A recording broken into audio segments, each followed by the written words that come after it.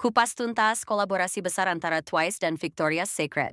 Sebuah langkah berani yang mempertemukan salah satu grup K-pop paling berpengaruh dengan salah satu brand lingerie paling ikonik di dunia.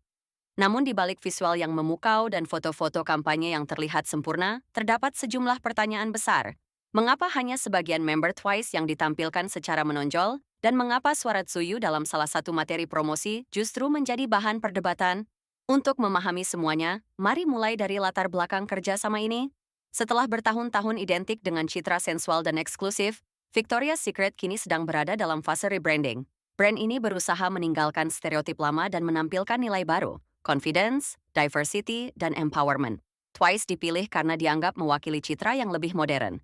Elegan tanpa harus vulgar, dewasa tanpa harus kehilangan sisi ceria dan positif. Dengan fanbase global yang kuat di Amerika, Asia, hingga Eropa, Twice adalah jembatan sempurna untuk membawa Victoria's Secret ke pasar generasi baru.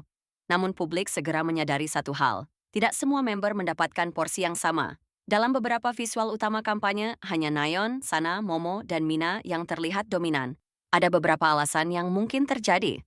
Pertama, perbedaan kontrak individu. Meski berada dalam satu grup, setiap anggota memiliki tingkat kenyamanan dan batasan berbeda terkait penampilan di brand fashion dewasa. Beberapa mungkin setuju untuk tampil penuh, sebagian lagi memilih batas aman. Kedua, pertimbangan image dan persona. Victoria's Secret dikenal memiliki standar visual tertentu untuk tiap konsep kampanye.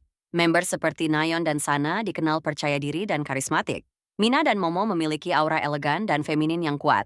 Sementara Dahyun atau Chaeyoung lebih lekat dengan citra playful dan youthful, sehingga mungkin disimpan untuk konsep berbeda. Ketiga, faktor jadwal dan strategi pemasaran. Beberapa member sedang sibuk dengan proyek lain, seperti solo promosi atau syuting program.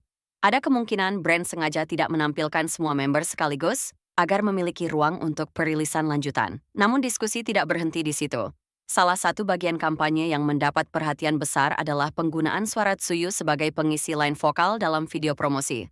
Alih-alih mendapat pujian, beberapa penonton menilai vokalnya terdengar flat atau kurang kuat dibanding member lain.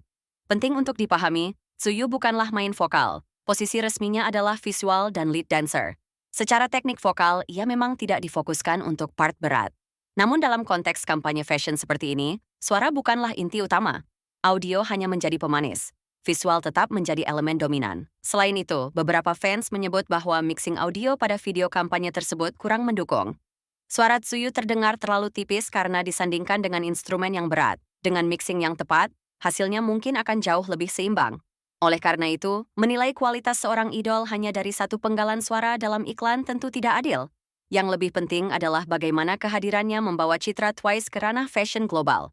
Secara keseluruhan, kolaborasi ini memiliki dampak besar. Twice berhasil menempatkan diri bukan hanya sebagai idol K-pop, tetapi sebagai fashion influencer kelas